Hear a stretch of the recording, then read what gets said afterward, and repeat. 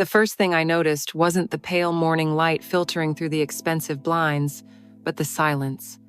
A heavy, suffocating silence that felt like a weight on my chest. Just hours before, this room, this bed, had been filled with noise. The sound of our breathing, ragged and desperate. The whisper of skin sliding against skin, and the low, shameless moans that I still couldn't believe had come from my own throat. Now, there was nothing. Only the quiet, damning evidence of the sunrise, and the slow, steady rhythm of the man sleeping beside me. His name is Liam, and he is not my husband.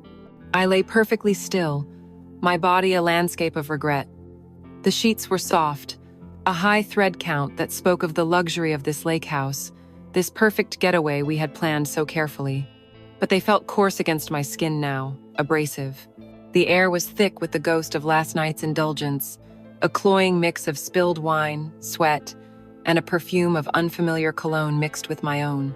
I turned my head slowly, careful not to make a sound. There he was, Liam. His dark hair was a mess against the white pillow, his face relaxed in sleep. The strong line of his jaw, the curve of his lips that had explored every secret part of me with such devastating skill, were now just features on the face of my best friend's husband.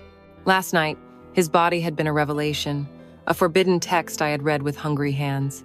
His touch was so different from Mark's, questioning and intense, where my husband's was familiar and routine. But this morning, in the unforgiving light of day, he was just a man. A terrible, beautiful mistake sleeping in my bed. And across the hall, in another room, was my husband, Mark.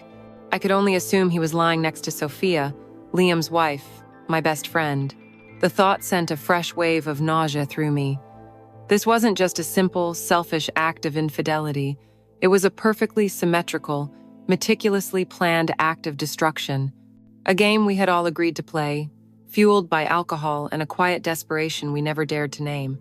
We called it an adventure, a way to spice things up. But lying here now, with the cold reality of dawn seeping into my bones, I knew we had simply placed a bomb in the center of our lives and lit the fuse. The explosion was last night's pleasure. This silence, this suffocating, terrible silence was the fallout. To understand how we ended up there, in that cold, silent dawn of regret, you first have to understand the world we built and the world we destroyed. It wasn't a world of dramatic fights or screaming matches. It was a world of comfortable suburban beauty, of shared histories and intertwined lives, which in the end is perhaps even more tragic. Our two families, we weren't just friends, we were an institution. It had been nearly a decade since Mark and I first met Sophia and Liam at a prenatal class, both of us nervously expecting our first child.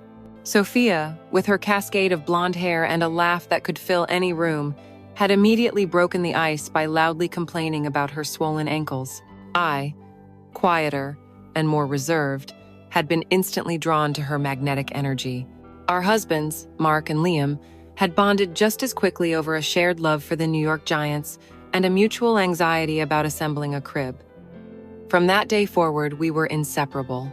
Our son, Ben, and their daughter, Maya, grew up like siblings, their childhoods a seamless tapestry of shared birthday parties, scraped knees, and backyard campouts. Our lives were measured in seasons of friendship.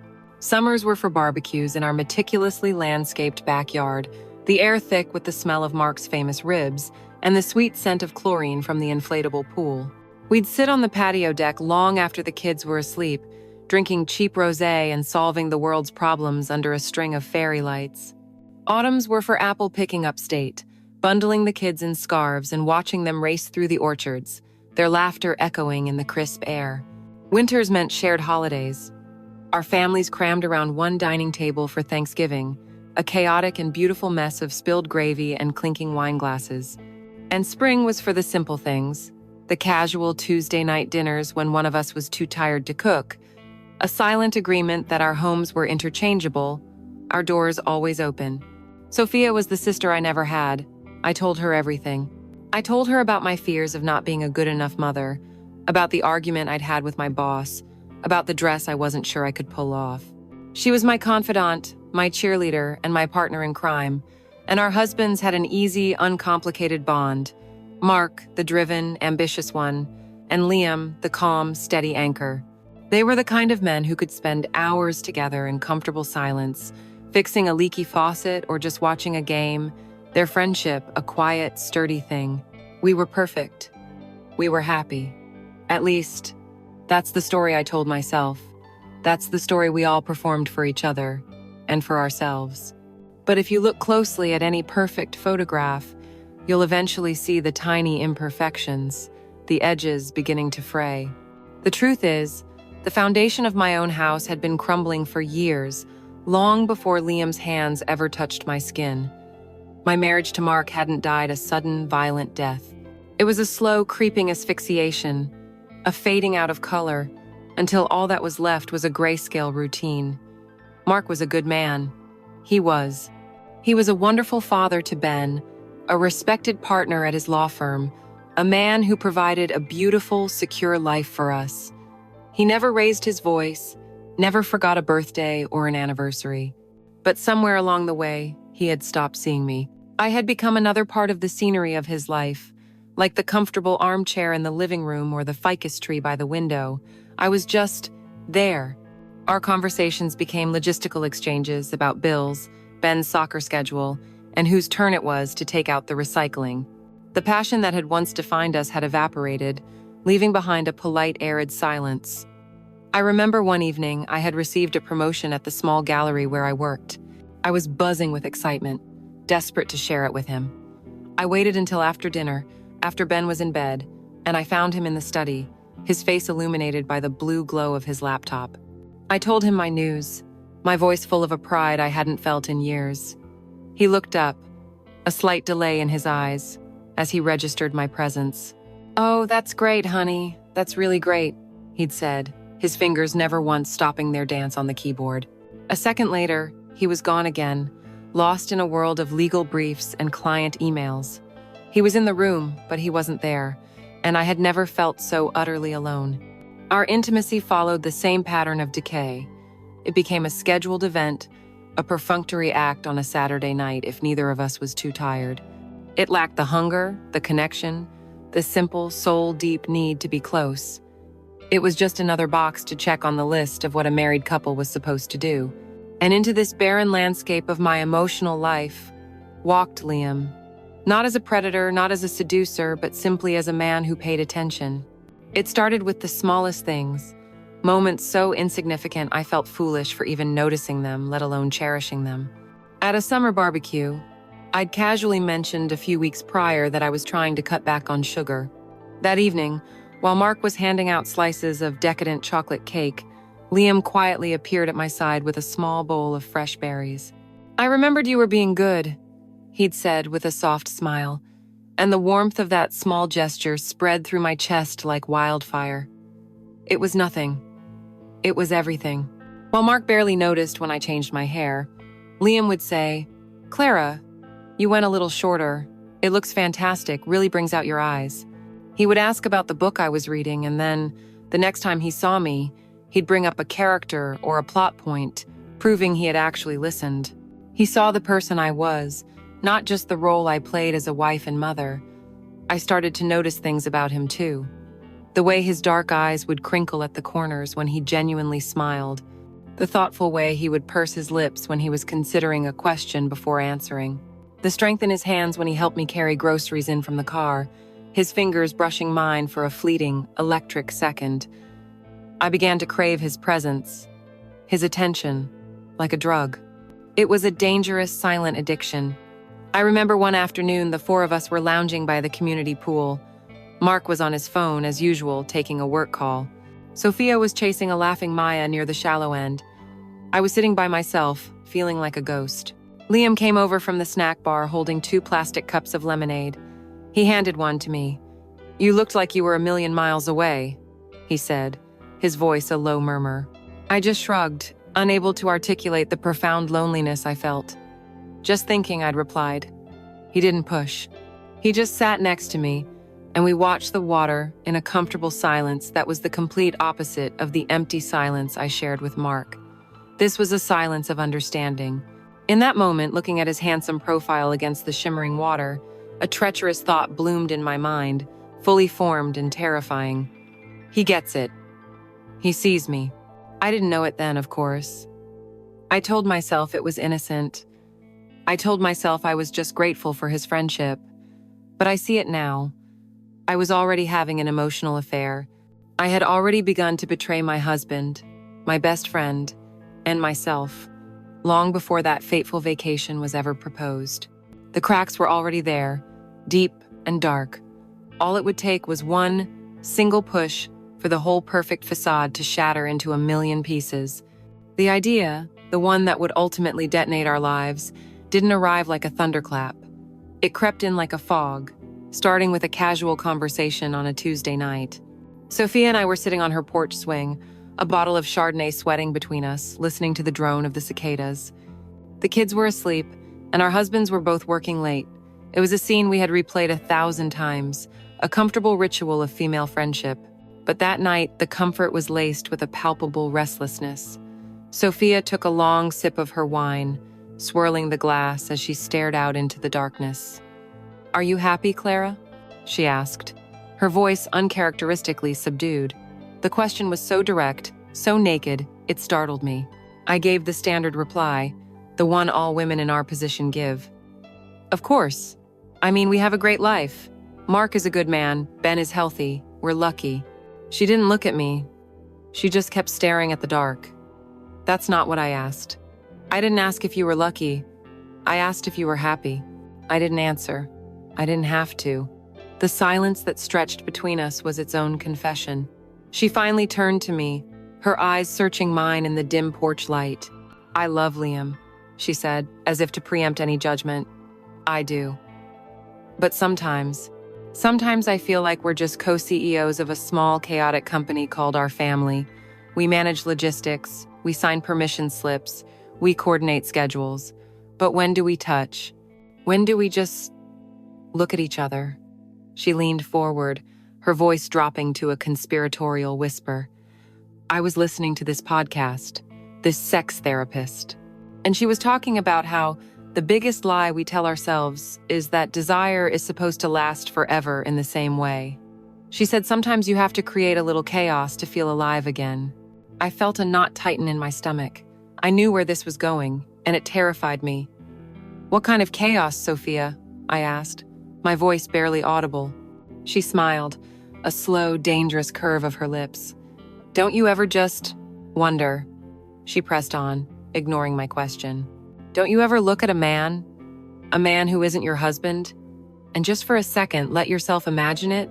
Not because you want to leave, not because you don't love them, but just for the story, just to feel that jolt again, that feeling of being seen for the first time." Her eyes held mine, and in them I saw my own secret shame reflected back at me. She knew. Somehow, she knew about the way I watched Liam. I tried to laugh it off, a nervous, high-pitched sound. "You're crazy. You've had too much wine." But the words felt hollow. She just kept smiling that knowing smile. Am I, or am I just the first one to say it out loud? She topped off our glasses, the glugging of the wine, the only sound for a moment. "Think about it, Clara. We're good wives, we're good mothers. We play by all the rules. Don't we deserve one night where there are no rules?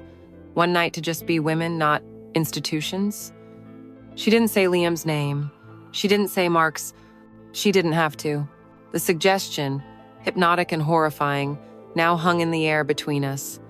I left her house that night feeling dizzy, the wine and her words a toxic cocktail in my veins. That night, I lay in bed next to Mark. He was sound asleep, a faint snore escaping his lips. The space between us and our king-sized bed felt like a vast, icy canyon. Her question echoed in my head. "Don't you ever wonder?" I closed my eyes, and against my will, the fantasy bloomed. It wasn't a vague imagining. It was vivid and detailed, and it made my skin burn with shame and a thrilling, terrible heat. I imagined Liam. I imagined his mouth, not smiling politely, but hungry. I imagined his hands not handing me a drink, but tangled in my hair, pulling me closer.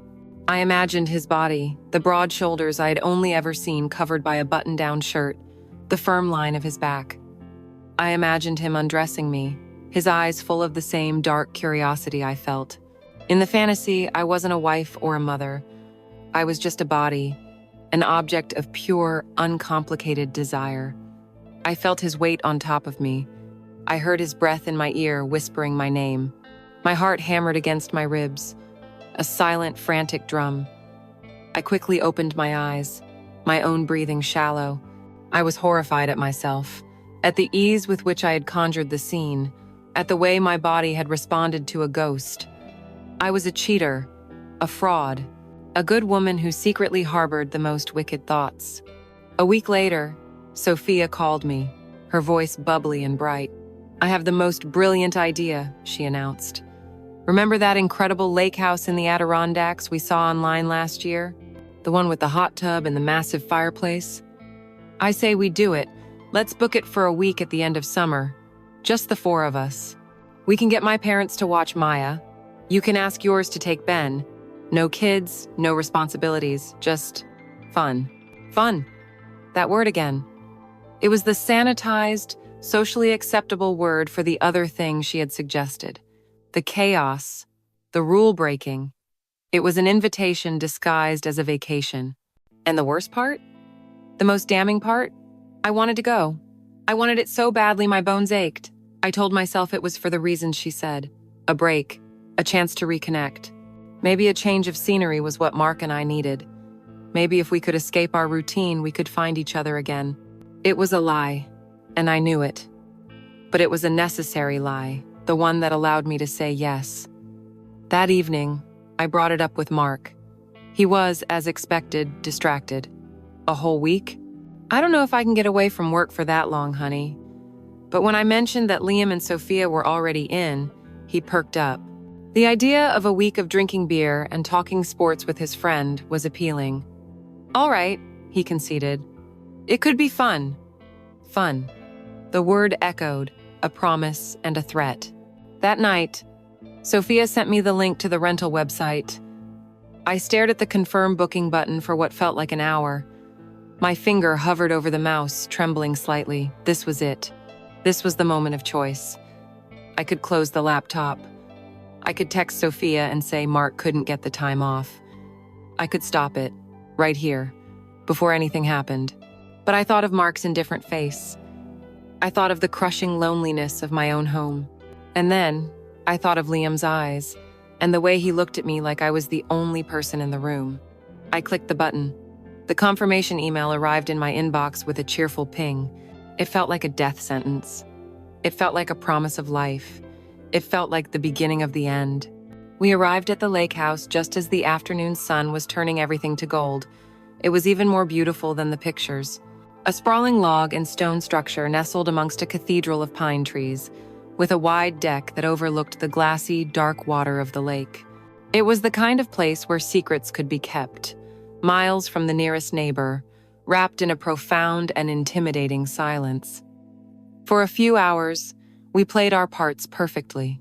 We were just two happy couples on a much-needed vacation. Mark and Liam cracked open beers and wrestled with the luggage, their laughter echoing in the crisp air. Sophia and I explored the house, our exclamations of delight genuine, yet somehow rehearsed. "Oh, Clara, look at this fireplace. Can you imagine us curled up here tonight?"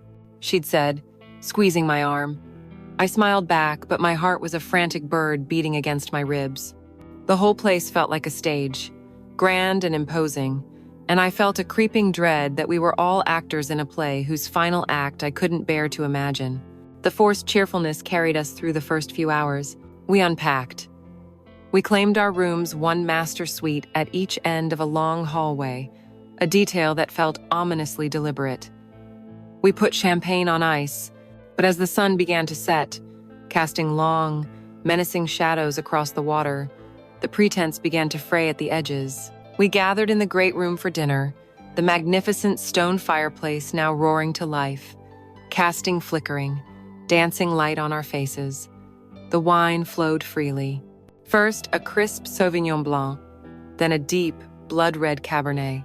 With each glass, the conversation loosened, the polite filters of our suburban lives dissolving. Mark, feeling expansive and important away from the city, dominated the conversation with a story about a recent victory in court. Sophia, a masterful social conductor, kept everyone's glasses full, her laughter a little too loud, her eyes glittering with a manic energy. I was quiet, nursing my wine, a silent observer watching the carefully constructed world around me begin to tilt. I felt untethered, hyper-aware of everything. I was especially aware of Liam. He sat opposite me, leaning back in his chair, the firelight catching the sharp angles of his face. He was quieter than the others, but his presence was a magnetic force. While Mark talked, Liam listened. And while everyone else's attention was on Mark, Liam's eyes would often find mine across the table. It was never for long, just a fleeting connection, a silent acknowledgement that held a universe of unspoken things. I watched the way his long fingers curled around the stem of his wine glass. I noticed the way he tilted his head, a small, thoughtful frown on his lips as he listened. Every small detail of him felt significant, a clue and a mystery I was desperate to solve. After dinner, with a graveyard of empty wine bottles on the table, Sophia clapped her hands together. "Okay," she announced, her voice bright and commanding. "We are not going to be boring old married people on this trip. We are going to have fun. I say we play a game," Mark groaned theatrically. "Please don't say Scrabble." Sophia shot him a wicked grin. "Even better, something from our youth. Truth or dare." A nervous energy immediately filled the room. It felt like a line had been proposed. Mark, emboldened by the wine, shrugged. "Why not? I'm not scared." "Liam?" Liam gave a slow nod, his gaze flickering towards me again. "I'm game," he said, his voice a low rumble. All eyes turned to me. I felt a blush creep up my neck. Saying no would make me the prude, the party pooper. Saying yes felt like stepping off a cliff. "Okay," I said, my voice a whisper. "Sure." The game started innocently, as it always does. The questions were harmless, the dares juvenile. Mark was dared to do his terrible impression of a British rock star. I had to confess my most embarrassing moment in high school. Liam was asked about his first kiss. We were laughing, the initial tension easing into a boozy camaraderie, but Sophia was steering the ship, and she was steering it directly into dangerous waters. It was her turn. "Liam," she said, her voice silky. "Truth. What's one thing you wish was different about your sex life?" The air crackled. Liam didn't flinch. He took a sip of his drink, holding Sophia's gaze over the rim of his glass. "More spontaneity," he said simply. The answer was honest and brutal, and aimed directly at his wife. Sophia just smiled, unfazed. "My turn. Mark, dare. I dare you to describe the sexiest thing about every woman in this room." Mark, loving the attention, launched into a clumsy but enthusiastic description of Sophia's legs, and my smile, his words slurring slightly. Then came the turning point. Sophia looked at me. "Clara, truth or dare?"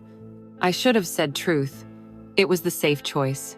But something reckless, something born of wine and years of quiet resentment, made me say the other word. Dare. Sophia's smile widened. She had me. "Okay, I dare you to slow dance with Liam for 1 full minute. No music." The room went silent. I could feel Mark's eyes on me, a flicker of something unreadable in them. This wasn't a silly dare. This was a test, a public performance. My heart hammered. "Come on," Sophia prodded. "It's just a game." Liam stood up, his movements fluid, and extended a hand to me. His expression was calm, giving nothing away. To refuse now would be to admit everything. Trembling slightly, I took his hand. His skin was warm, his grip firm. He led me to the small open space in front of the fireplace and pulled me gently against him. It was only a minute, 60 seconds, but it stretched into an eternity. One of his hands rested on the small of my back. The other held my hand. My free hand lay awkwardly on his shoulder. I could feel the solid muscle beneath his shirt, the heat of his body seeping through our clothes. I kept my eyes fixed on a point over his shoulder, anywhere but his face. I could smell the faint, clean scent of his skin, mingled with wood smoke and wine. He began to sway gently, leading me in the silent dance. I followed, my body feeling both clumsy and hypersensitive. The heat from his hand on my back was scorching, a brand marking me through the thin fabric of my blouse. I could feel the rhythm of his breathing. For 60 seconds, we were the only two people in the universe, locked in this strange, intimate pantomime while our spouses watched. I risked a glance up at his face. He was already looking at me, his dark eyes intense, searching. In them, I saw no game. I saw only a reflection of the same forbidden longing that was coursing through my own veins. When the minute was finally, mercifully over, we stepped apart. The silence in the room was thick, heavy, and loaded with a new kind of knowledge. The game was over. No one suggested another turn. We had all seen what we weren't supposed to see. The line had not just been crossed, it had been erased. And in the flickering light of the fire, we were four friends on the edge of a cliff, and the ground was already crumbling beneath our feet. The slow dance ended, and we stepped apart, but the space between us was no longer empty. It was filled with a thick, humming energy, the ghost of our brief, forbidden intimacy. The game was forgotten. No one dared to suggest another turn. The roaring fire was suddenly the only sound in the room, its crackling and popping amplifying the suffocating silence between the four of us. Mark cleared his throat, a loud, forced sound. "Well," he said, trying for a jovial tone that fell completely flat. "I think that's enough dancing without music for one night. Who needs another drink?" He busied himself at the makeshift bar, the clinking of ice against glass, a frantic attempt to inject some normalcy back into the atmosphere. But it was too late. The curtain had been pulled back. We had all seen the truth, and there was no hiding from it now. I couldn't look at anyone.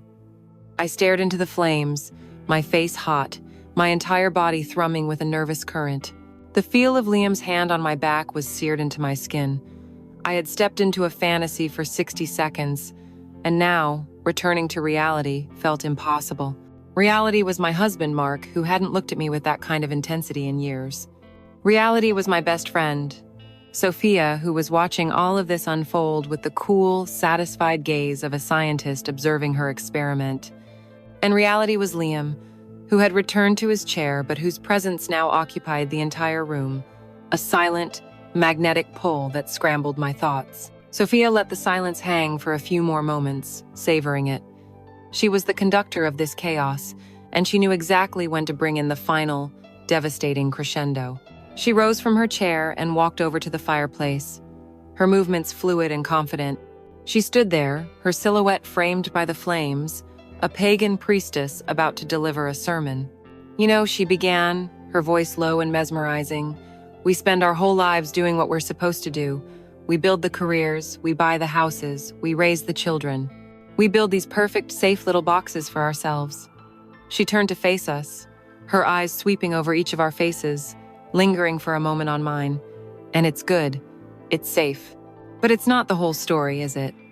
What about the part of you that still wants to run in the rain? The part that wants to stay up all night talking about nothing? What about the part that just wants to feel new, even for a little while?" She took a sip of her wine. "We're all friends here. More than friends. We're family. We trust each other, don't we?" She didn't wait for an answer. "And we're all adults.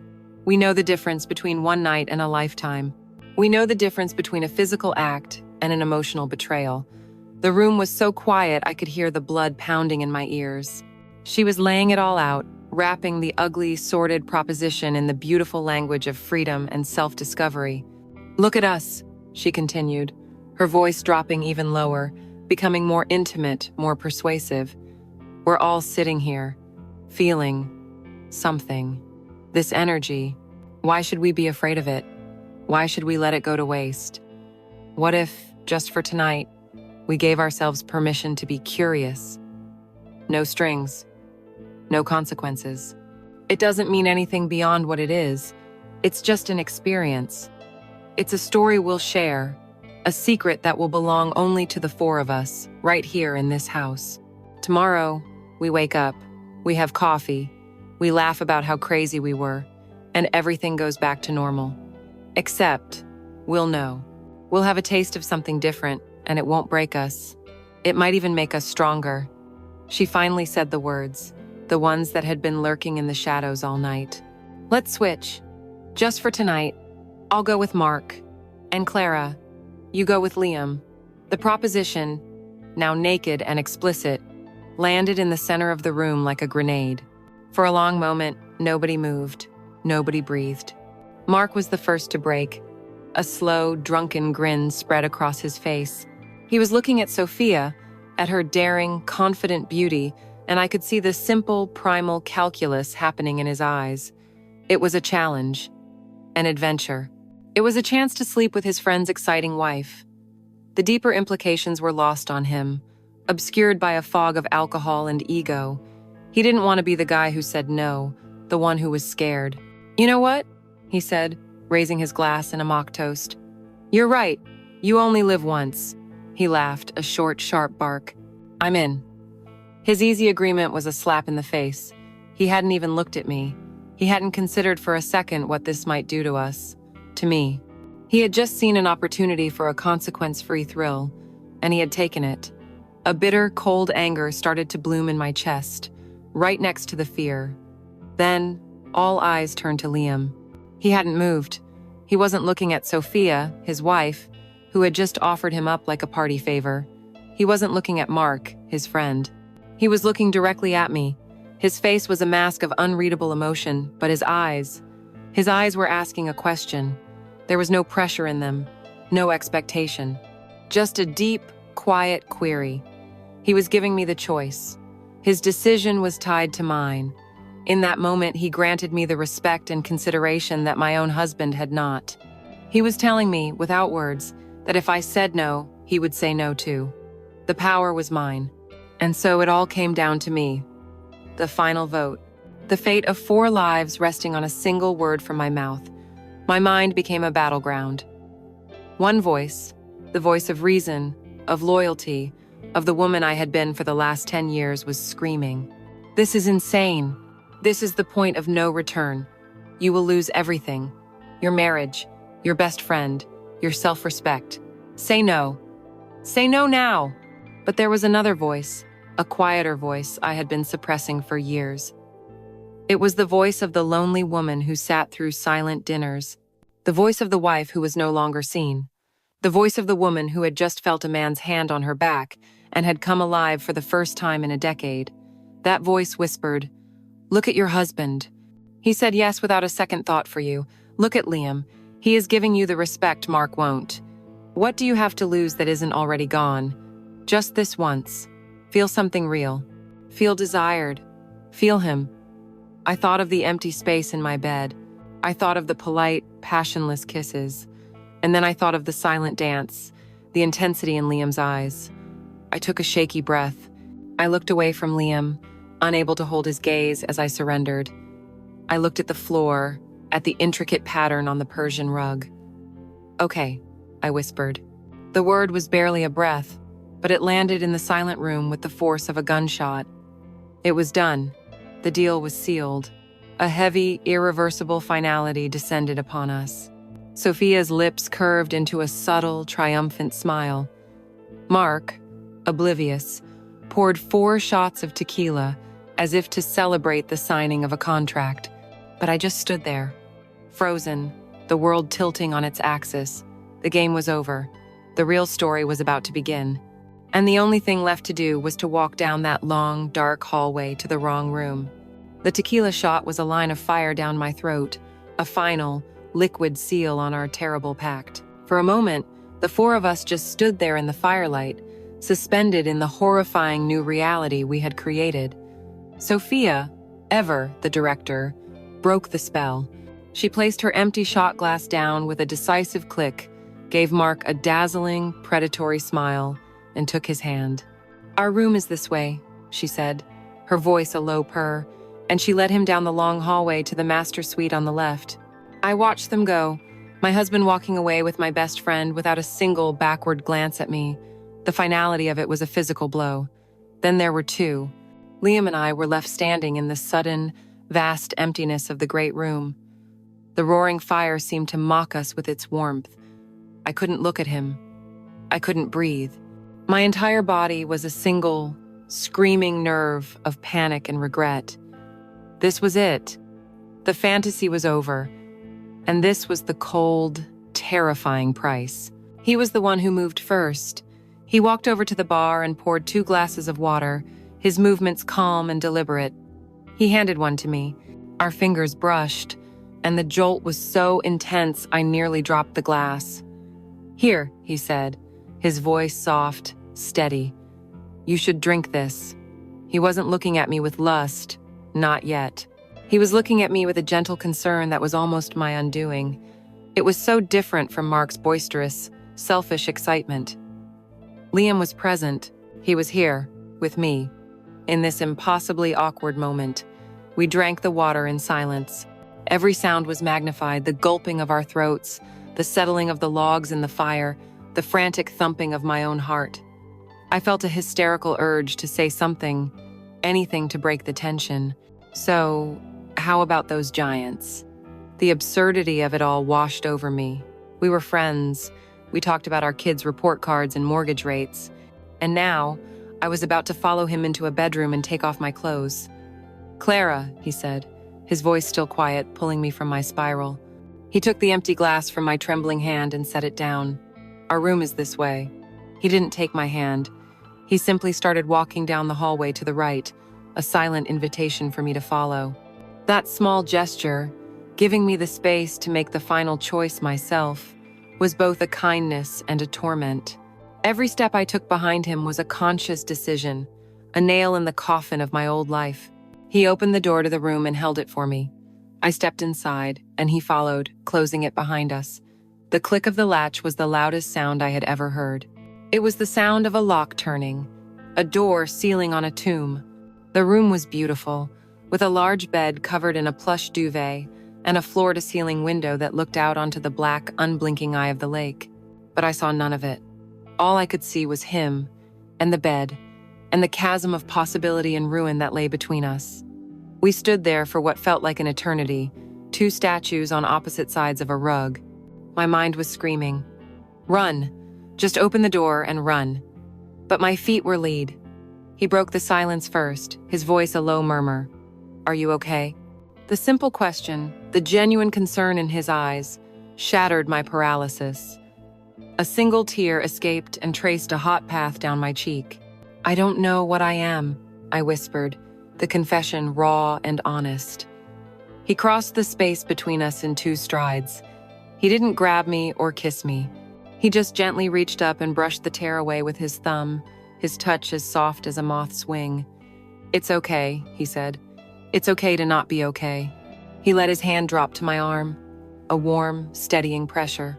And with that single, compassionate touch, the dam of my anxiety began to break, washed away by a rising tide of something else, something warm and dark and hungry. He leaned in, and this time, when he kissed me, it wasn't a dare. It wasn't a performance. It was a question. His lips were soft, hesitant at first, asking for permission. I gave it, leaning into him, my own lips parting in a silent, desperate answer.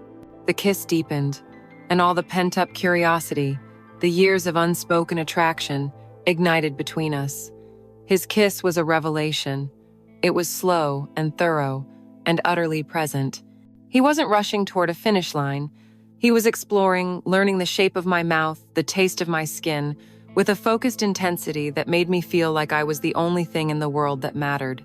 My hands, which had been frozen at my sides, came up to his chest, feeling the solid, steady beat of his heart beneath his shirt. I fumbled with the buttons, my fingers clumsy with a need that was rapidly overriding my fear. He helped me, shrugging off his shirt, and I let out a shaky breath at the sight of him. The broad shoulders and defined chest I had only ever glimpsed or imagined were now real, here, under my hands. His skin was warm, smooth. I traced the line of his collarbone, the muscles in his arms, committing the topography of him to memory. He began to undress me with the same unhurried, reverent attention. His hands went to the zipper on the back of my dress, his knuckles grazing my spine, sending shivers down my entire body. The dress pulled at my feet, leaving me standing before him in the black lace lingerie I had bought on a whim months ago. It was my secret armor, a piece of a version of myself I never showed anyone. I had never worn it for Mark. I had worn it for myself. But standing here now, under Liam's appreciative gaze, it felt like he was seeing that secret self, and he wasn't shocked or amused. He was captivated. His eyes roamed over me, a slow, hot inventory from the delicate straps on my shoulders, over the swell of my breasts, barely contained by the lace, down to the curve of my waist and the flare of my hips. "Clara," he breathed, his voice thick with awe. "You are so beautiful." He knelt before me, his hands gently cupping my hips, his thumbs tracing circles on my skin. He leaned in and pressed a soft kiss to my stomach, just above the lace of my panties. The touch was so unexpected, so tender, it made my knees weak. He rose, his hands sliding up my sides, his thumbs brushing against the sides of my breasts. He unhooked my bra from the back, letting it fall away, and his gaze on my naked chest was so full of wonder it felt like a physical touch. He didn't grab or grope. He simply looked, and in his looking, I felt more desired than I had in a decade of married life. He guided me backward until the backs of my legs hit the edge of the bed. We sank down onto the soft duvet together, the last of our clothes and inhibitions discarded in a heap on the floor. The awkwardness was gone, burned away by the friction of skin on skin. The fear was still there, a faint hum beneath the surface, but it was drowned out now by a raw, undeniable, and utterly consuming need. This was no longer a game or a dare. It was a surrender. On the soft expanse of the bed, the world shrank to the space between us. The awkwardness of the hallway, the weight of our betrayal, it all dissolved in the face of a much older, more powerful force. There was only the scent of his skin, the heat radiating from his body, the undeniable reality of his nakedness next to mine. He moved over me, propping himself up on his elbows, his body a perfect, warm shadow that eclipsed everything else. For a long moment, he just looked at me, his eyes dark and serious in the dim light. In their depths, I saw not just lust, but a mirror of my own desperate hunger, my own sadness. He was seeing all of me, not just the body I was offering, but the years of loneliness that had led me here. He lowered his head and kissed me again, a deep, searching kiss that was both a greeting and a final goodbye to the people we used to be. Then, he shifted his weight, his hips settling between my legs, and with one slow, deliberate movement, he entered me. A sharp gasp escaped my lips, a sound that was half pleasure, half pain. It was the pain of the final line being crossed, the definitive act from which there was no return. I was no longer just a wife with a wandering imagination. I was an adulteress. And yet, the feeling of him inside me, filling a space that had felt empty for so long, was the most profound relief I had ever known. He stilled, letting me adjust to the feel of him, his eyes never leaving mine. He was giving me a chance to stop, but we both knew it was far too late for that. I wrapped my legs around his waist, an unspoken command to continue, and he began to move. Slowly at first, a measured, questioning rhythm. With every thrust, the terrible reality of the act began to fade, replaced by pure, overwhelming sensation. The soundscape of the room transformed. The crackling fire was now a distant echo, drowned out by the symphony of our passion. There was the soft, rhythmic creak of the bed keeping time with his movements. There was the slick, wet sound of our bodies sliding together, a sound so primal and intimate it made a fresh wave of heat course through me. My body, so long dormant, had responded to him with an eagerness that was almost shocking. I was more than ready for him, the wetness of my desire a testament to the years of drought. And then there were our voices. His, a low groan deep in his chest with every push, and mine. I didn't recognize my own voice. The shy, polite woman I knew was gone, replaced by someone who moaned without shame, whose cries grew louder as he quickened the pace. I was arching to meet him, my fingers digging into the hard muscle of his back, leaving marks I knew I would later regret. He leaned down, his mouth finding my neck, his lips and teeth sending electric shocks down my spine. "Clara," he whispered against my skin, his breath hot. Hearing my name on his lips in this moment of absolute abandon was an intimacy more potent than the act itself. The slow, connected rhythm gave way to a more urgent, demanding pace. The heat between us was building into a raging fire. He pulled out of me, and for a heart-stopping second, I thought he was stopping. But he was just repositioning me, turning me onto my hands and knees. The position was raw, primal.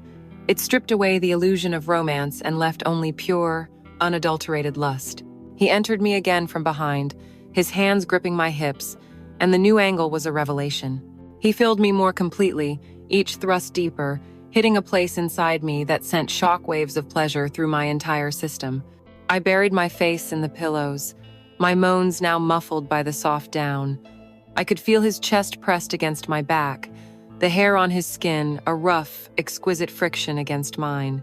He leaned forward, his mouth close to my ear. "Look at you," he murmured, his voice a ragged whisper. "So beautiful." His words, combined with the intense physical sensation, were pushing me toward an edge I hadn't approached in years. I felt him reach around, his hand finding my breast, his thumb stroking my nipple, which was already hard and aching. My full, round breasts, which Mark barely glanced at anymore, felt heavy and exquisitely sensitive under his touch. My hips, my curving rear, were the focus of his attention, the center of this new, wild universe. He set a relentless, pounding rhythm, and I met him with everything I had, my body moving in a dance of pure instinct. He was in complete control, and I was surrendering to it, glorying in it. The pressure was building, a tight, coiling knot deep in my belly. I knew I was close. "Liam," I gasped, the name torn from me. He responded by thrusting even deeper, his own breathing now harsh and labored. Just as I felt the first tremors of release begin, he pulled out again and swiftly turned me onto my back. He lifted my legs, resting them on his shoulders, and entered me one last time. The position was one of utter openness, of complete vulnerability. I was looking up at him, at the strain and pleasure on his face, and I knew we were at the precipice together. The coiling spring inside me snapped. A cry tore from my throat as my orgasm crashed over me, a blinding, shattering wave of pure sensation that went on, convulsing my entire body. I felt his own body tense, his back arching as he drove into me one last time, a guttural groan ripping from his chest as he poured his own release deep inside me. He collapsed on top of me, his full weight, a comforting, grounding presence. For a long time, we didn't move. We just lay there, tangled together in a mess of sweat-slicked limbs and damp sheets.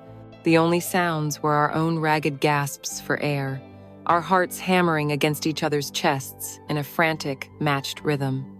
The fire had died down to glowing embers. In the warm, dim aftermath, the world outside this bed, outside this room, ceased to exist. There was no Mark, no Sophia, no betrayal. There was only the lingering heat of our bodies, the ghost of an impossible pleasure, and the terrifying, shared intimacy of what we had just done. The return to our real lives was like waking from a vivid, feverish dream into a world that was suddenly muted and gray. The easy, sun-drenched camaraderie of our friendship was gone, replaced by a thick, suffocating fog of unspoken words. The first week back, Sophia and I exchanged a few stilted text messages, painfully mundane exchanges about the kids and the weather, each word a careful step around the massive, gaping crater in the middle of our lives. Then, the text stopped. Our decade of friendship, a fortress built on shared secrets and endless laughter, had been leveled to the ground in a single night, and now there was only rubble and a deafening silence.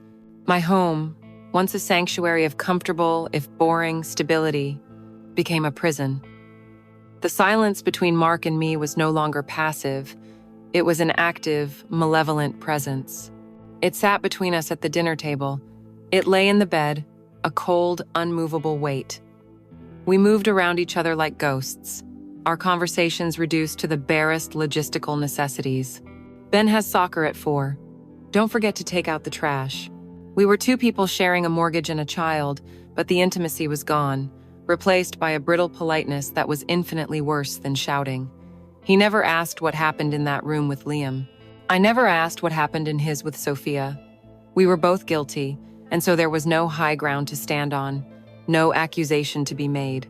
We were simply co-conspirators in our own destruction, and the shared knowledge was a poison that seeped into every corner of our lives. But while my world had grown quiet, my mind was a storm. The memory of that night with Liam wasn't just a memory, it was a haunting. It played on a continuous loop behind my eyes. The feeling of his hand on my back during that silent dance.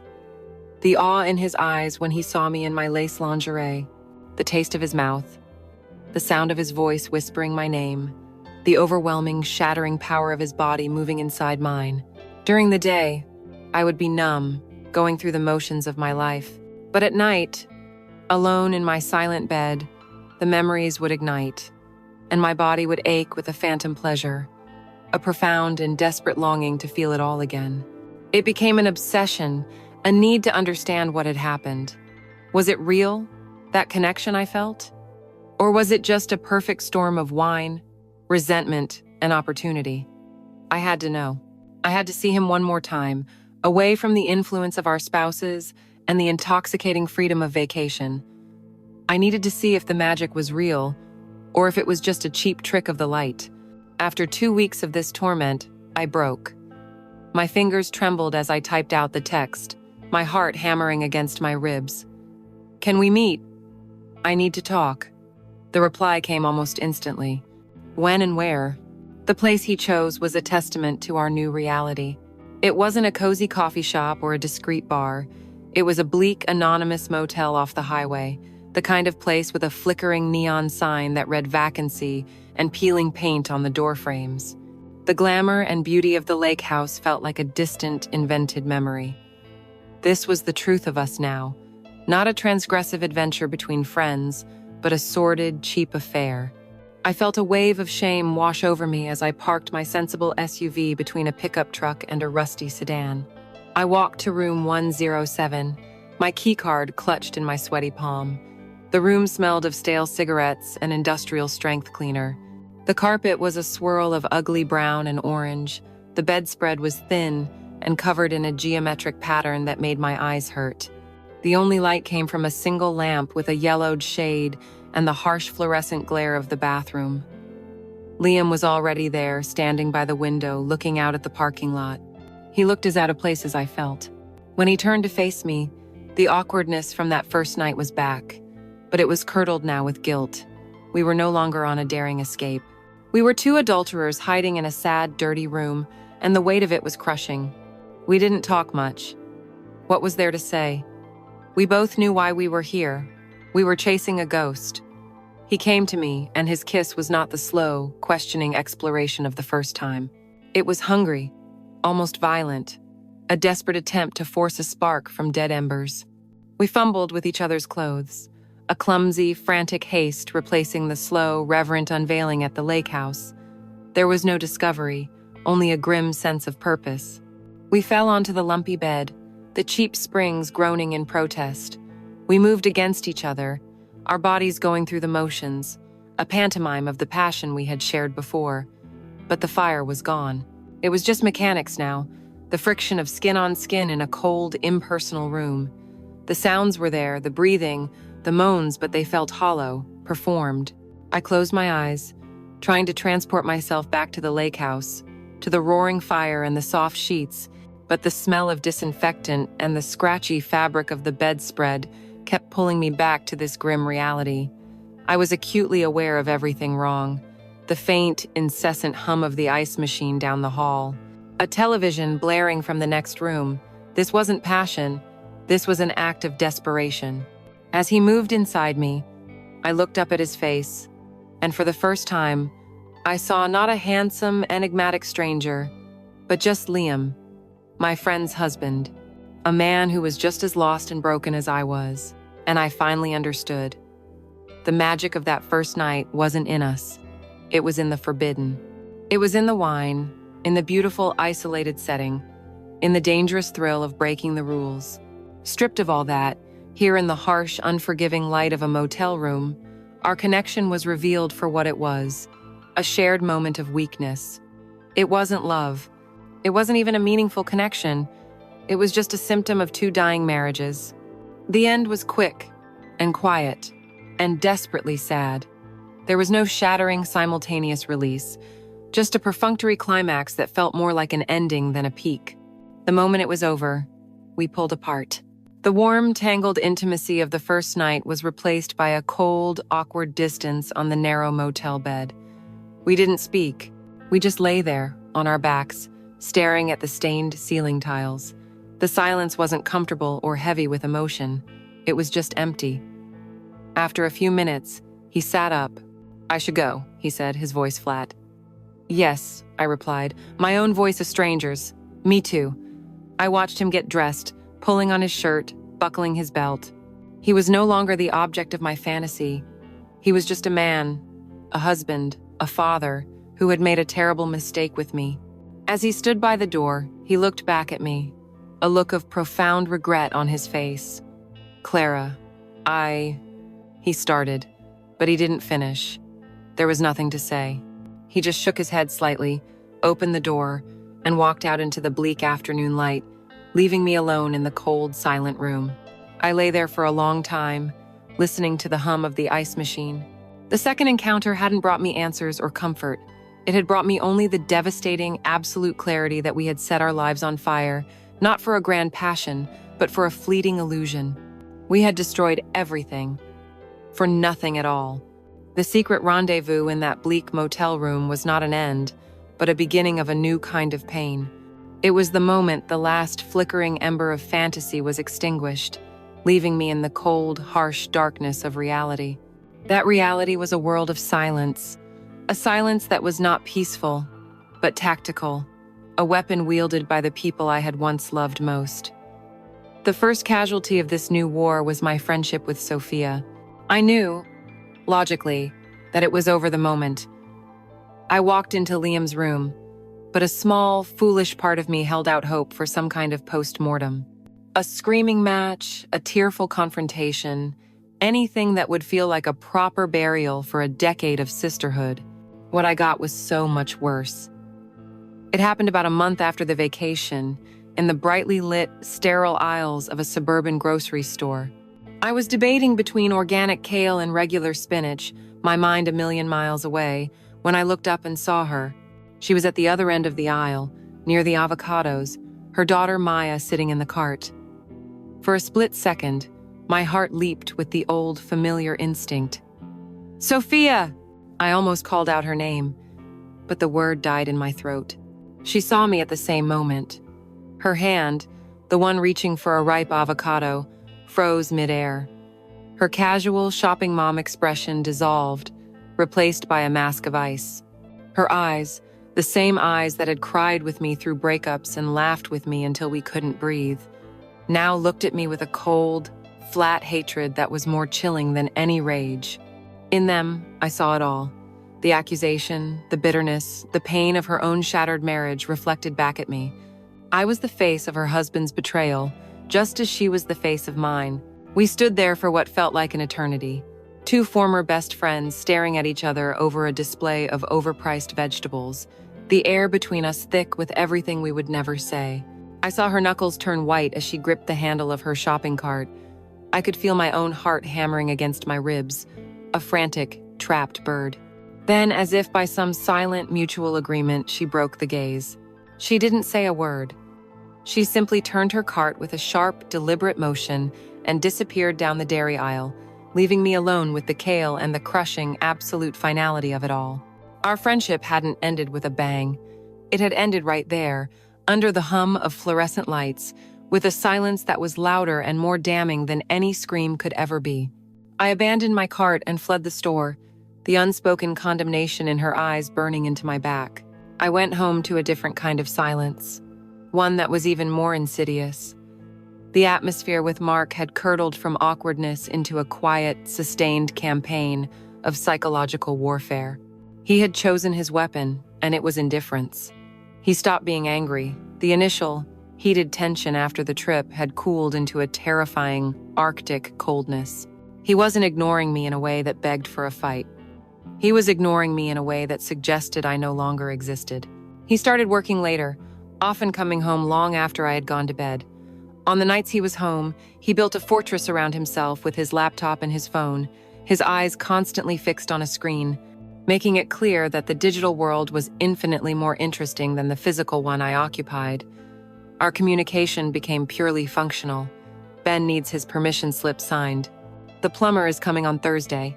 His voice when he spoke to me was a monotone, stripped of all warmth, all inflection. It was the voice you would use with a service provider, not a spouse. He would perform small, calculated acts of erasure. He would make plans for the weekend, mentioning them offhandedly in front of Ben. We'll go see that movie on Saturday, the we clearly excluding me. If I tried to speak to him while he was watching television, he would simply not respond, as if he hadn't heard a thing, forcing me to either repeat myself like a nagging child or just give up. The most chilling part was the knowledge of our stalemate. He knew I had slept with Liam, but I knew he had slept with Sophia. We both held nuclear launch codes, and so we were locked in a state of mutually assured destruction. Neither of us could truly attack the other without implicating ourselves. And so he had resorted to this, a slow, agonizing death by 1,000 paper cuts, a punishment doled out not through violence, but through the complete and utter withdrawal of his presence. One night, I couldn't take it anymore. The silence was a physical entity, pressing in on me, suffocating me. He was sitting in his usual armchair, scrolling through his phone, the blue light illuminating his cold, distant face. Ben was asleep. The house was quiet. I walked over and stood in front of him, blocking the screen. "Mark," I said, my voice trembling slightly, "we have to talk." He didn't look up immediately. He finished reading whatever he was reading, then slowly lifted his eyes, his expression one of mild annoyance, as if I were an inconvenient pop-up ad. "Talk about what?" he asked, his voice flat. "About this," I said, gesturing to the silent space between us. "About what we are doing. We can't keep living like this, like polite, angry strangers. We have to talk about what happened on the trip." He finally put his phone down, but his posture remained closed off, defensive. He looked at me, a flicker of something cruel in his eyes. "What is there to talk about, Clara?" he said, his voice dangerously calm. "You want to dissect it? You want to talk about how my wife slept with my best friend? Okay, we can talk about that. Or do you want to talk about how I slept with your best friend? We can talk about that too. We were all drunk. We all did something stupid. We're even. Case closed." "It's not that simple," I cried, my voice cracking. "It's not about being even. It's about us. Our marriage, our friendship, it's all destroyed." He actually let out a short, humorless laugh. "And talking about it is going to fix that? What do you want? Do you want me to yell at you? Do you want to yell at me? Do you want a big, dramatic scene? I'm too tired for that, Clara. It happened. It's done. The best thing we can do now is just forget about it and move on." But he wasn't forgetting. He was preserving the memory in ice, keeping it perfectly frozen so he could use it as a barrier between us forever. He was refusing me even the release of a fight. He was denying me any emotion at all. He picked up his phone again, a clear dismissal. The conversation was over. In that moment, I saw my future with horrifying clarity. He wasn't going to leave. That would be too messy, too public. It would disrupt Ben's life. No, he was going to keep me here, in this beautiful house, with our beautiful son.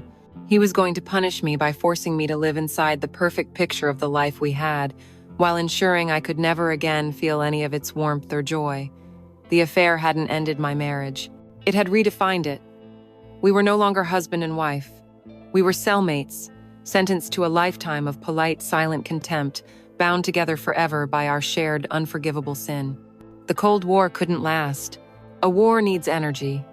And eventually, the sheer, exhausting weight of our shared silence crushed us. There was no final, dramatic fight. The end of my marriage arrived on a Tuesday evening, with all the fanfare of a business transaction. Mark came home from work at a reasonable hour for the first time in months. He didn't turn on the television or open his laptop. He just stood in the middle of our immaculate living room, looking like a stranger in a museum. "This isn't working, Clara," he said, his voice devoid of any emotion. It wasn't an accusation. It was a statement of fact, as simple and undeniable as saying the sky was blue. I was sitting on the sofa we had picked out together, the one where we had cuddled and watched movies for years. I just nodded. The fight had long since gone out of me. "I know," I replied. That was it. That was the eulogy for our 15-year relationship. No tears, no pleading, no rehashing of the betrayals. We were two business partners dissolving a failed enterprise. The logistics were handled with the same chilling efficiency. It was decided, unspoken, that I would be the one to leave. This was his house, bought with his money, a monument to his success. I was just a temporary resident whose lease had expired. Packing was a slow, methodical torture. Every object I touched was a ghost. The chipped coffee mug I'd bought on our honeymoon in Italy. The framed photo of a much younger us, smiling and naive, taken long before the rot set in. I moved through the rooms of my life, like an archaeologist excavating a ruin. But the hardest part was packing Ben's room. His small pairs of sneakers lined up by the door, the superhero posters taped to the wall, the Lego creations sitting proudly on his bookshelf. I was not just packing his clothes and toys. I was packing his childhood into cardboard boxes, cleaving his life in two. I tried to explain it to him, using the gentle, therapeutic words the parenting books recommend. "Mommy and Daddy both love you very much, but we've decided it's better if we live in different houses." He just looked at me with his wide, serious eyes, his 8-year-old mind struggling to comprehend the adult catastrophe that had just torn his world apart. He didn't cry. He just nodded. And his quiet acceptance was more heartbreaking than any tantrum. The apartment I found was sterile and anonymous. A small 2-bedroom box in a sprawling complex with beige walls and a perpetual smell of stale air conditioning. The emptiness of it was a physical presence. It swallowed sounds, making my footsteps echo. My own breathing seemed loud. At night, I would lie in my new, unfamiliar bed and stare at the ceiling, the silence, a stark contrast to the life I had left behind. In my old house, there were always sounds: the hum of the refrigerator, the creak of the floorboards, the comforting rhythm of my husband's breathing next to me. Here, there was only nothing. And in that vast, empty quiet, the haunting began. The memory of Liam, which I had tried so hard to suppress after our disastrous motel encounter, came back with a vengeance. But it was different now. It was no longer a secret, thrilling fantasy or even a desperate, regretful echo. It was a nightmare. My mind became a courtroom, and I was the sole witness, forced to testify against myself, replaying the events of that night over and over. But now I saw it all with a horrifying clarity. I saw the pathetic desperation in my own eyes during that slow dance. I saw the foolish, drunken pride on Mark's face as he agreed to the swap. I saw the calculated, manipulative glint in Sophia's eyes as she laid her trap. And I saw Liam, not as a romantic hero, but as a man just as weak and flawed as the rest of us. The sensual details that had once made my body ache with pleasure now made my stomach churn with self-loathing. The memory of his touch felt like a violation. The sound of his voice whispering my name now sounded like a curse. The intense pleasure of that release, the one I had chased for so long, now felt like the cheapest, most degrading high, followed by this endless, crippling hangover of regret. The memory was no longer a secret garden. It was a crime scene, and I was forced to walk through it every night, pointing out every piece of evidence of my own guilt. Who was I now? I would look in the mirror in my sterile apartment bathroom and see a stranger. My identity had been built on a few core pillars. I was a wife, I was a mother, I was a best friend. In the space of one stupid, selfish night, 2 of those pillars had been pulverized. Wife was gone, replaced by soon-to-be ex-wife. Best friend was a laughable, tragic joke. All that was left was mother, and even that felt tainted, compromised by the chaos I had inflicted upon my son's life. And then there was the new identity, the one that clung to me like a shroud. Adulteress. Betrayer. The woman who blew up her own life for a few hours of pleasure. I had gotten what I wanted. I had wanted to feel desired. I had wanted to feel alive. I had wanted an escape from the quiet desperation of my marriage. And for one night, I got it all. I traded a decade of friendship, 15 years of marriage, the stability of my son's home, and my own self-respect for one night. It was the worst bargain a human being could possibly make. I thought about the others, the other actors in our squalid little play. I wondered if Liam lay awake at night, haunted by the same ghosts. I wondered if Sophia looked at her husband and saw my face. Were they still together, trying to piece together the shattered fragments of their marriage, or had they succumbed to the poison too? I felt a strange, detached wave of pity for them. We were all victims, not of each other, but of our own pathetic, selfish desires. I would sit on the floor of my new living room, surrounded by unpacked boxes, the silence of my self-imposed exile pressing in on me. The pieces of my life were scattered around me, a chaotic, meaningless mess. And I knew, with a certainty that chilled me to the bone, that I would never be able to put them back together again. The lonely, beige apartment became a pressure cooker for my guilt. Day after day, I was trapped with the ghosts of my mistakes, the silence amplifying my self-loathing until it was a constant, high-pitched scream in my own mind. I stopped eating. I stopped sleeping. I would sit for hours on the floor staring at nothing, while the reel of my failures played on an endless loop. I was drowning, and I knew with a terrifying certainty that if I didn't find a hand to pull me out, I would go under for good. It was in that state of pure, abject desperation that I finally did the one thing I had been too proud and too ashamed to do. I sought help. I found the name of a therapist online, a woman with a kind face and a calming office address. Making the call was one of the hardest things I have ever done. Admitting to a stranger that your life is a smoldering ruin feels like the ultimate failure. I sat in her office, a room with soft lighting, comfortable chairs, and an air of profound, non-judgmental calm. For the first 20 minutes, I just cried. I couldn't speak. My therapist, a woman named Dr. Evans, simply pushed a box of tissues closer to me and waited. When I was finally able to talk, the story came out in a torrent of broken, jagged pieces. Saying it all out loud, in order, was its own kind of horror. I had an affair, I started, the words feeling thick and foreign in my mouth. It was on a vacation, a couple's vacation. I slept with my best friend's husband.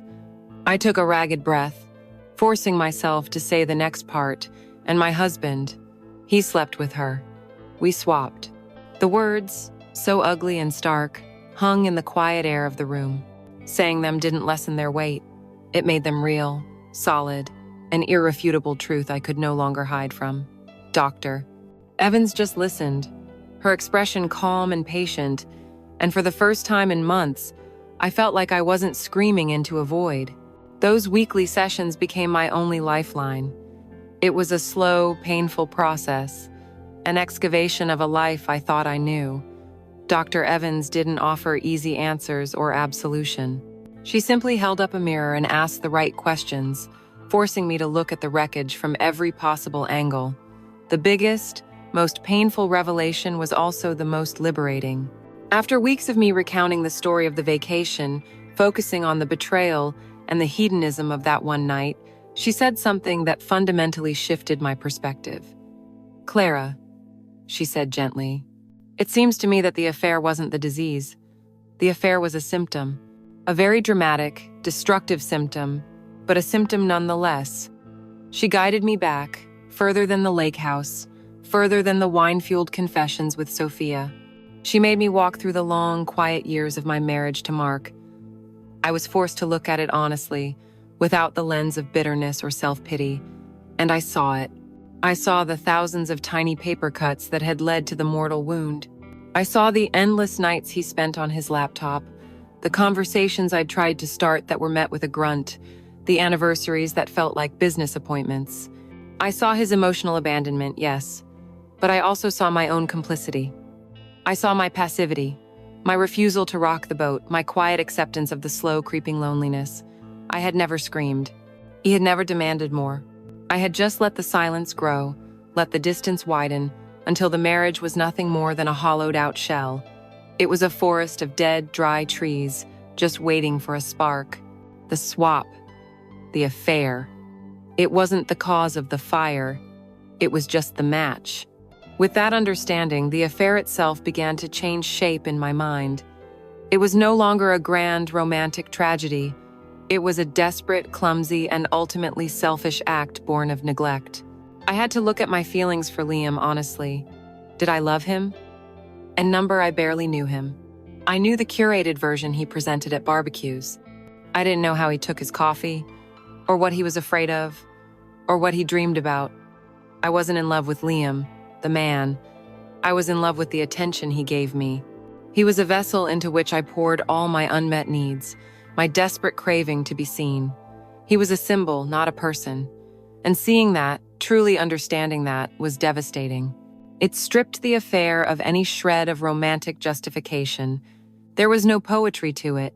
It was just a tawdry, pathetic attempt to fix a deep internal problem with a temporary external solution.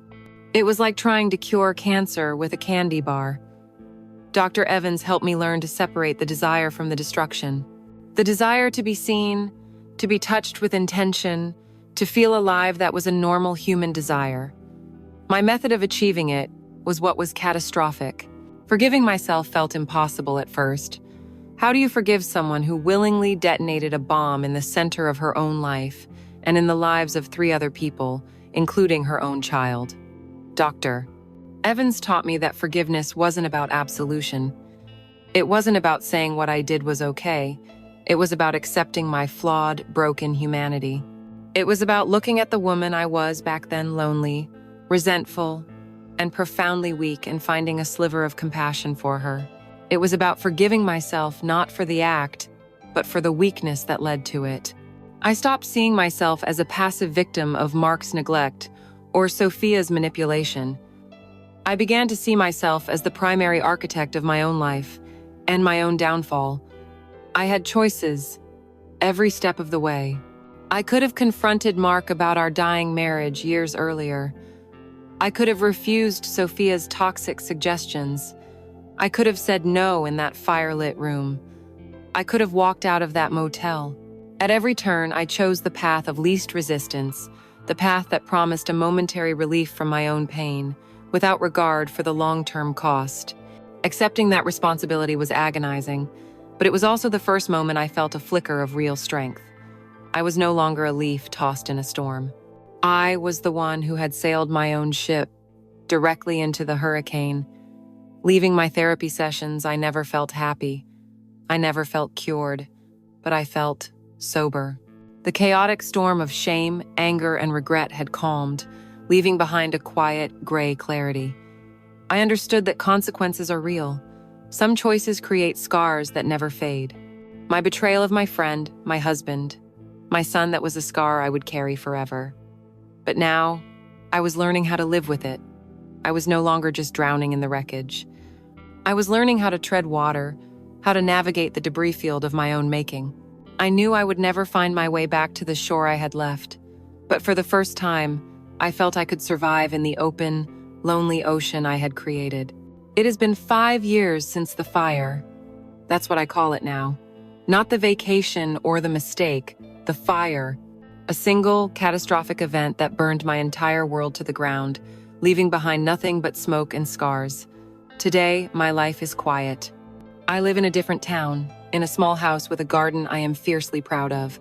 Ben is 13 now, a whirlwind of teenage energy and monosyllabic responses, and he splits his time between my quiet world and the much grander one his father has built.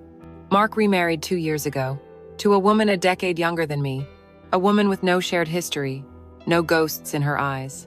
From what I hear, through the sanitized filter of co-parenting emails, they are happy. As for Sophia and Liam, the grapevine of our old suburban life eventually whispered their story to me. They didn't last 6 months after the trip. Theirs was a louder, more violent collapse than ours, full of accusations and slammed doors. The destruction was, in the end, perfectly symmetrical. 4 lives shattered, a friendship erased. I am sitting in a coffee shop, a place I like for its anonymity, watching the rain streak down the large plate glass window. It's a peaceful, ordinary Thursday. I am no longer the woman who is constantly looking over her shoulder, no longer drowning in the immediate, suffocating guilt of my actions. I have found a sort of peace, a quiet acceptance of the landscape of my life. But the past is never truly gone. It's a phantom limb, an ache you feel on a cold day.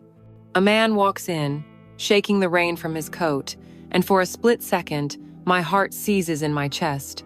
He has the same dark hair as Liam, the same broad shoulders. My body remembers before my mind does, a Pavlovian jolt of adrenaline and shame. Then he turns his head, and of course, it isn't him, it's just a stranger, but the moment is enough. It's a reminder that the ghosts are always there, waiting in the periphery. They may not haunt me every night anymore, but they will never truly leave. And in the quiet aftermath of that jolt, the question that has been my silent companion for 5 years rises to the surface. It's a question I've asked myself in the dead of night, in therapy sessions, in the lonely aisles of the grocery store. Was it worth it? It's the great, unanswerable question of my life. The logical, rational part of me, the part that has witnessed the fallout, screams an immediate, unequivocal number. Of course it wasn't worth it. I traded my family, my best friend, my home, and my peace of mind for what? A few hours of illicit pleasure in a rented house. A handful of memories that now feel more like evidence in a trial than cherished moments. The math is simple, the answer obvious. But my heart, my treacherous, honest heart, knows it's more complicated than that. Because I cannot deny that for one night, I felt something I had thought was lost to me forever. I felt utterly, incandescently alive. I felt seen, desired, and for a few brief stolen hours, I felt free. In the arms of another woman's husband, I finally found a piece of myself I thought my own husband had allowed to die. To deny the power and reality of that feeling would be its own kind of lie. So, I weigh it in my hands. In one hand, the memory of that pleasure, a single, brilliant, burning coal. In the other, the sprawling, heavy wreckage of my life, the pain in my son's eyes, the years of loneliness, the permanent loss of a friend who was like a sister, the shame that has become a part of my DNA. The sane choice is to say the coal wasn't worth the ashes. But the truth is, the coal is still warm. It's a scar, a permanent mark on my soul. But it's also a reminder that I was once capable of great passion, that I was a woman who would burn down her own house just to feel warm for a night. Was it worth it? I still don't have the answer.